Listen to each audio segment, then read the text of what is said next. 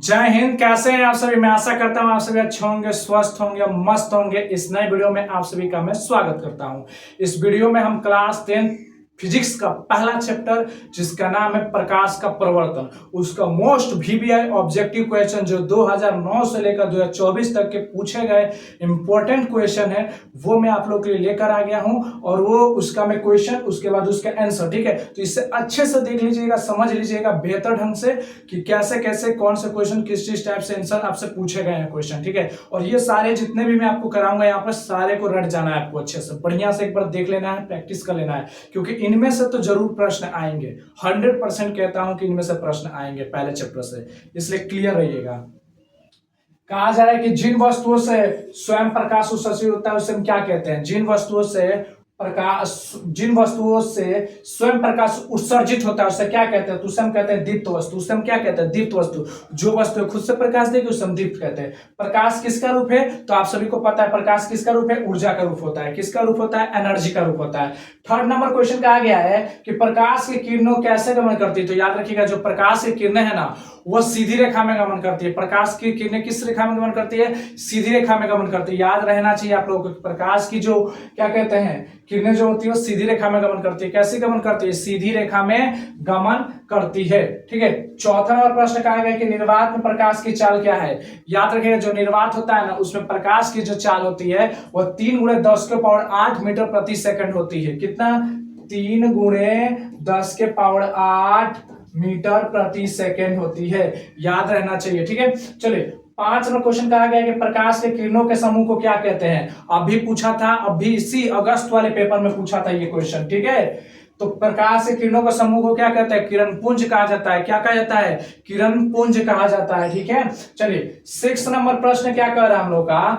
6 number प्रश्न ध्यान दीजिएगा। 6 नंबर कहा गया कि प्रकाश किरण पुंज कितने प्रकार के होते हैं? 3 प्रकार के होते हैं। कितने प्रकार के होते हैं? 3। एक अपसारी, अपसारी, अभिसारी और समानांतर, 3 तरह के होती है, ठीक है। एक तो यहां से एक जगह से इस तरह निकलेगा, ठीक है, और एक जो होगा आ करके एक जगह पर पॉइंट होगा, ठीक है, और एक जो होगा ऐसे प्रकाश जाएगा, ठीक है, ऐसे प्रकाश आके रुकेगा, एक प्रकाश यहां से निकलेगा, ठीक है।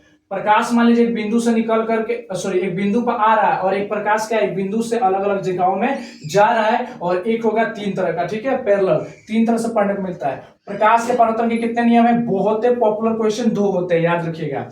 अगला 8 नंबर बोला कि प्रकाश का परिवर्तन का नियम क्या है? प्रकाश का परिवर्तन का नियम होता है कि आपतन कोण बराबर होता है परिवर्तन कोण के, यानी आई बराबर होता है किसके? आर के। यानी देखा जाए तो यहां पर ध्यान दीजिएगा, देखा जाए तो ये आपका ये हो गया, ठीक है, और इस पर जो आकर के ये चली जाती है, ये आया और ये गया, इसके बीच में जो एक ये अभिलंब पड़ा है, तो ये वाला हिस्सा ये आई कहलाता है, और ये वाला हिस्सा क्या कहलाता है? आर।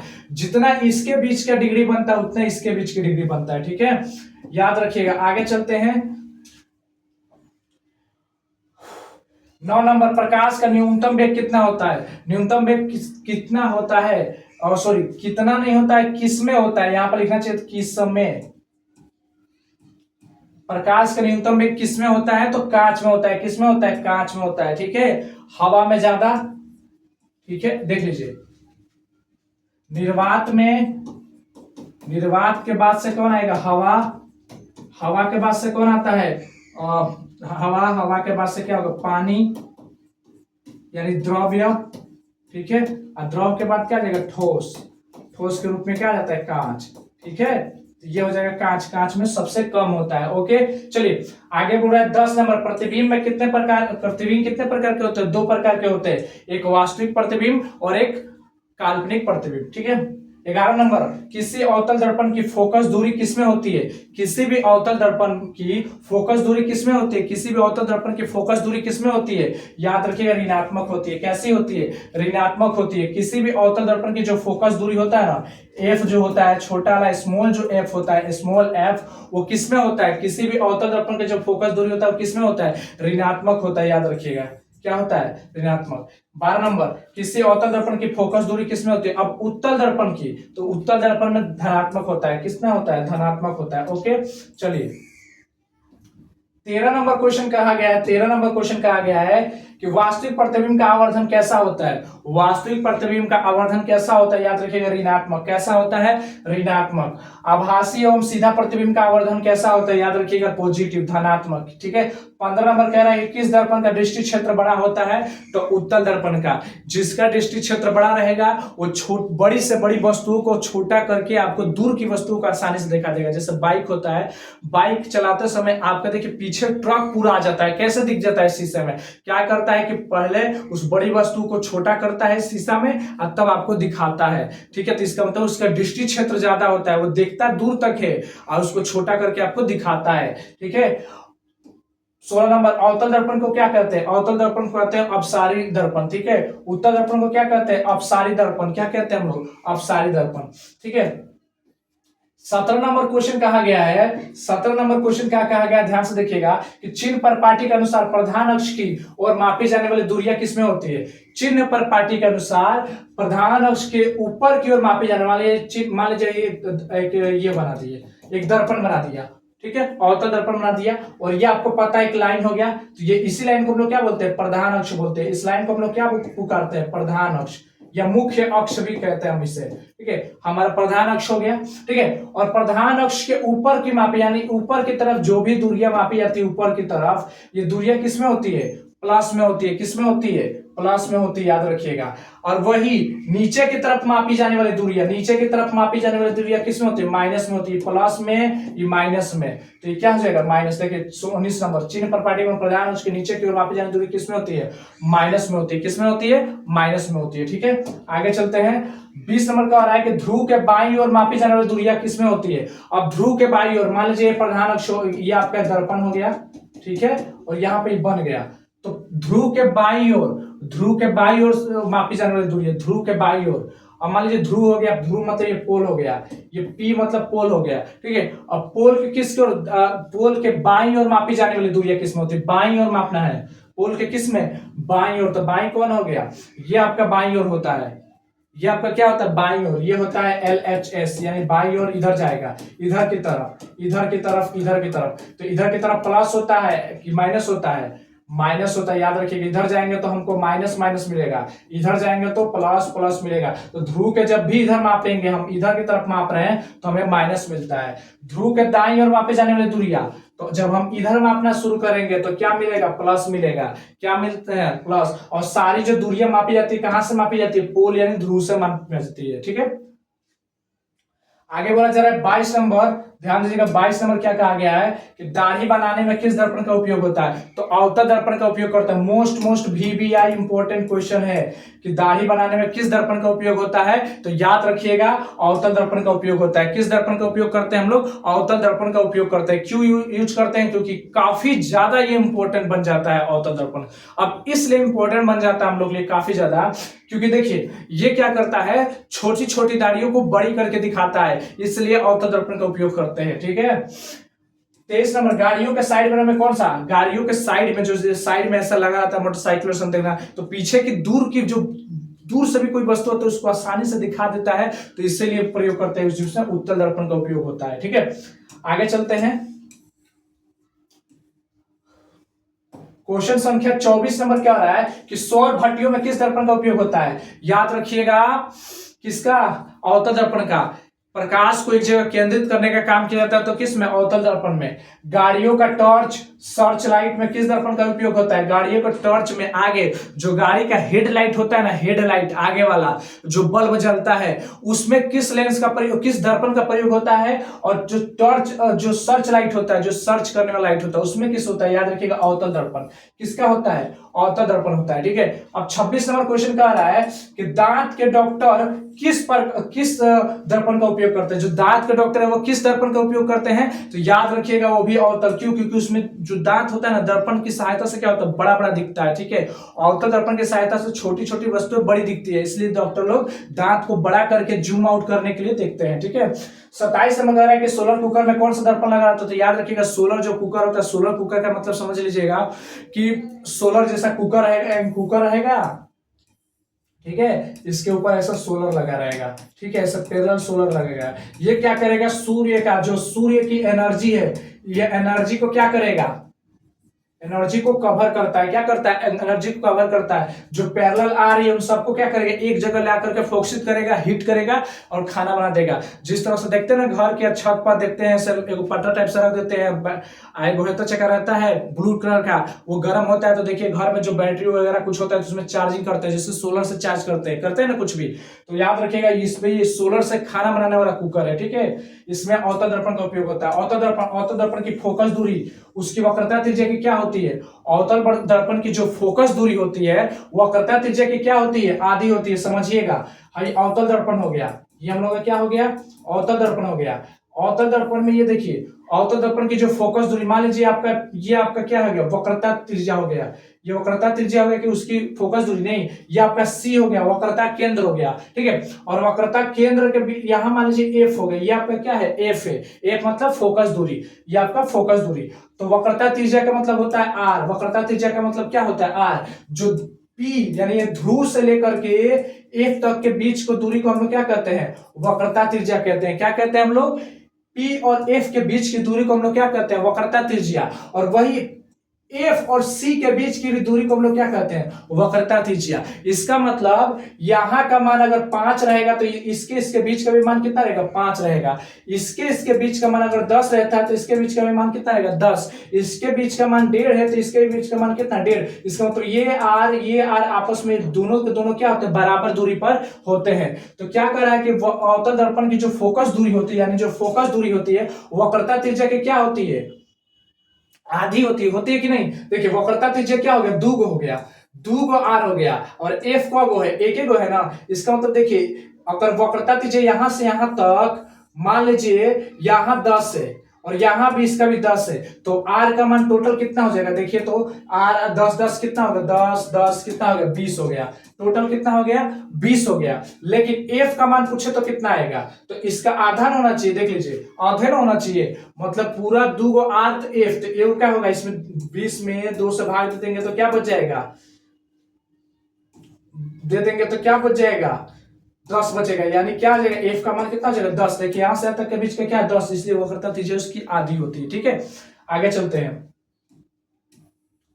29 नंबर ध्यान दीजिएगा। 29 नंबर क्या है हम लोग का कि उत्तल दर्पण में कैसा प्रतिबिंब बनता है? उत्तल दर्पण में कैसा प्रतिबिंब बनता है? तो याद रखिएगा आभासी और सीधा प्रतिबिंब बनता है। कैसा बनता है? आभासी एवं सीधा प्रतिबिंब बनता है।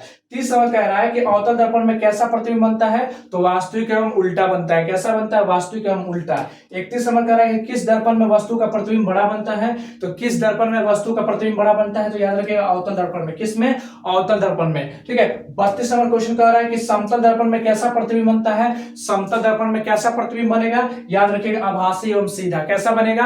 आभासी एवं सीधा, ठीक है। 33 नंबर प्रश्न कह रहा है कि किस दर्पण में वस्तु से छोटा प्रतिबिंब बनता है? तो किस दर्पण में वस्तु से छोटा प्रतिबिंब बनेगा? तो उत्तल दर्पण में। किस में बनेगा? तो उत्तल दर्पण में बनता है, ठीक है। चलिए इतना समझ लिया, अब आगे चलते हैं। 34 नंबर प्रश्न क्या कह रहा है कि किस दर्पण में हमेशा आभासी प्रतिबिंब बनता है? याद रखिए समतल तथा उत्तल दर्पण में हमेशा क्या बनता है? सीधा प्रतिबिंब बनता है, ठीक है। 35 समझ रहा है कि गोलीय दर्पण द्वारा बना प्रतिबिंब आवर्धन a माइनस में हो तो इसका प्रतिबिंब कैसा होगा? तो उल्टा होगा। कैसा बनता है? उल्टा प्रतिबिंब बनेगा। कैसा प्रतिबिंब बनेगा? उल्टा बनेगा, ठीक है। 36 नंबर किस प्रतिबिंब को पर्दे पर उतारा जा सकता है? तो याद रखिएगा वास्तविक प्रतिबिंब को। किसको उतारा जा सकता है? वास्तविक प्रतिबिंब को हम लोग पर्दे पर उतारते हैं, जो प्रोजेक्टर पर उतारते हैं, ठीक है। 37 नंबर समतल दर्पण में बना प्रतिबिंब वस्तु का आकार क्या होता है?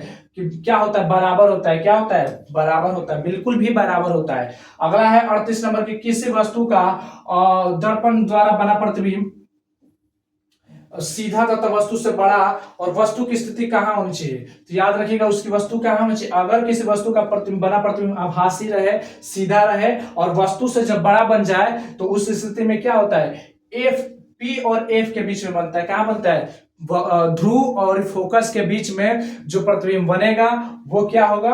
अवतल दर्पण द्वारा प्रतिबिंब आभासी होगा, सीधा भी बनेगा और वस्तु से क्या बन जाएगा?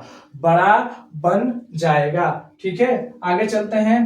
अवतल दर्पण के ध्रुव और मुख्य फोकस के बीच रखी वस्तु का प्रतिबिंब कैसा बनता है? अवतल दर्पण के ध्रुव और मुख्य फोकस के बीच बना प्रतिबिंब कैसा होता है? आभासी प्रतिबिंब, आभासी और सीधा। हम एक्सप्लेन करने की कोशिश नहीं कर रहे हैं क्योंकि उतना समय कम है, इसलिए समय के अभाव के कारण आप लोग को उतना नहीं बता पा रहे, ठीक है। नहीं तो चित्र के माध्यम से बताता हूं मैं। चलिए यहाँ ध्यान दीजिएगा, अवतल दर्पण के सामने अत्यंत रखी वस्तु का प्रतिबिंब कहाँ बनता है, याद रखिएगा फोकस पर। कहाँ बन रहा है, फोकस पर बनता है। अवतल दर्पण के सामने अनंत पर रखी वस्तु का प्रतिबिंब कहाँ बनता है, तो फोकस पर बनता है। 41 नंबर, अवतल दर्पण के मुख्य फोकस पर रखी वस्तु का प्रतिबिंब कहाँ बनता है, याद रखिएगा अनंत पर बनता है। कहाँ बनता है, अनंत पर बनता है। कहाँ बनेगा, अनंत पर। 42 नंबर, अवतल दर्पण की वक्रता केंद्र से गुजरने वाली किरणों के बाद कहां कहां जाती है, मतलब अवतल दर्पण की वक्रता केंद्र से जब किरण गुजरती है तो परावर्तन के बाद कहां जाती है, तो अपने पथ पर क्या आ जाती है, वापस लौट आ जाती है। अपने पथ पर क्या आ जाती है, वापस लौट के चली जाती है। 23 नंबर कह रहा है कि गोलीय दर्पण के परावर्तक पृष्ठ की वृत्ताकार समारेखा का व्यास क्या कहलाता है। गोलीय दर्पण की परावर्तक पृष्ठ की वृत्ताकार समारेखा क्या कहलाता है, गोलीय दर्पण का द्वारक क्या कहलाता है, गोलीय दर्पण का द्वारक कहलाता है। दर्पण की चौड़ाई को हम लोग क्या करते हैं, दर्पण द्वारा, जैसे दर्पण हो गया ना, तो इसकी चौड़ाई को, ये जो चौड़ाई है, इसके बीच की जो चौड़ाई है, इसी क्या कहते हैं, दर्पण का द्वार, मतलब घर जाने का रास्ता। 44 नंबर, दर्पण सूत्र क्या होता है, तो 1/v प्लस, अरे sorry, 1/u plus 1/v plus 1/f, ये होता है। यहाँ पर गलत हो गया, यहाँ पर u रहेगा। ठीक है, ठीक है, चलिए आगे चलते हैं।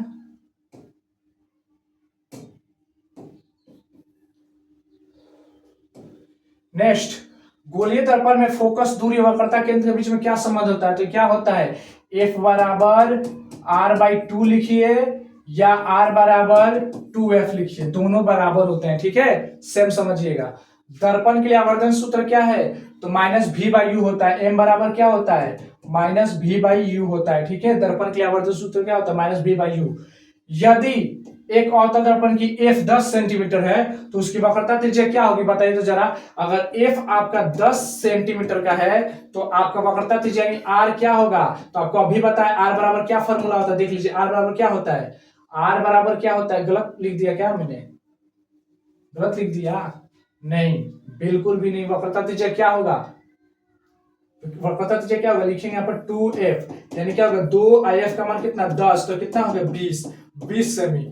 कितना सेमी हो गया, 20 सेमी। देख लीजिए, उसका सर उत्तल दर्पण की फोकस दूरी क्या होगी, उसकी वक्रता त्रिज्या 32 है। उसकी वक्रता त्रिज्या क्या है, 32 है। उत्तल दर्पण की फोकस दूरी क्या होगी, जिसकी क्या है, वक्रता त्रिज्या क्या है, 32 है। यहाँ पर ध्यान दीजिएगा, उसकी वक्रता त्रिज्या कितनी है, 32 से, याद रखिएगा कितना है। अरे यहाँ पर थोड़ा सा हम लोग से गलती हो रहा है, यहाँ पर ध्यान दीजिएगा, यहाँ पर ध्यान दीजिएगा। जब हमने ऐसे बनाया, अवतल दर्पण बनाया, तो जब हम इधर से यहाँ पर मान लीजिए यहाँ पर P था हम लोग का, ठीक है, तो ये हम लोग का F का मान क्या तक था, 10 था, 10 सेमी था। ठीक है, उसकी वक्रता त्रिज्या R थी, यहाँ से यहाँ तक का R का मान कितना दिया था, 10 दिया था। ठीक है, सॉरी किसका मान, अरे उसकी यहां से यहां तक 10 दिया है, यहां से यहां तक 10 दिया है। ठीक है, गलती हो गया, यहां से यहां तक का 10 दिया है। तो जब ये पूछ रहा है क्या, उसकी वक्रता त्रिज्या, यानी यहां से लेकर के यहां तक पूछ रहा है, यानी हमको इधर आना पड़ रहा है। तो जब इधर आ रहा है तो माइनस में लगेगा, जब इधर आ रहा है तो माइनस में लगेगा, तो जब माइनस लगेगा तो क्या हो जाएगा, हमारा आंसर जो आएगा किस में आएगा, माइनस में आ जाएगा। ठीक है, -20 सेंटीमीटर हो जाएगा। ठीक है, चलिए -20 सेंटीमीटर। ओके, चलिए उत्तल दर्पण की फोकस दूरी क्या होगी, उसकी वक्रता त्रिज्या 32 सेंटीमीटर, उसकी वक्रता त्रिज्या क्या हो जाएगी, 32 सेंटीमीटर हो। तो यहां ध्यान दीजिएगा, अब यहां पर क्या होगा, उत्तल दर्पण की, मान लीजिए बना दिया हमने, सॉरी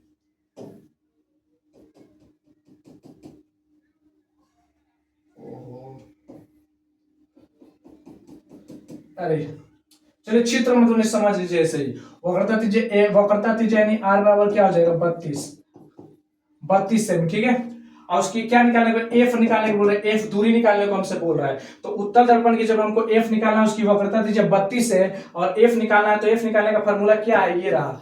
एफ निकालने का फॉर्मूला क्या है, r/2 होता है। तो r का मान कितना, 32, लगा दीजिए 2, कट जाएगा, कितना बच गया, कट गया तो कितना बच गया, 16, कितना बच गया, 16, तो 16 सेंटीमीटर इसका राइट आंसर हो जाएगा। तो इस तरह से हमने बहुत ही काफी ज्यादा पहले चैप्टर का इंपॉर्टेंट क्वेश्चन कर लिया है। ठीक है, मिलते हैं फिर से एक नए वीडियो के साथ, तब तक के लिए जय हिंद, जय भारत।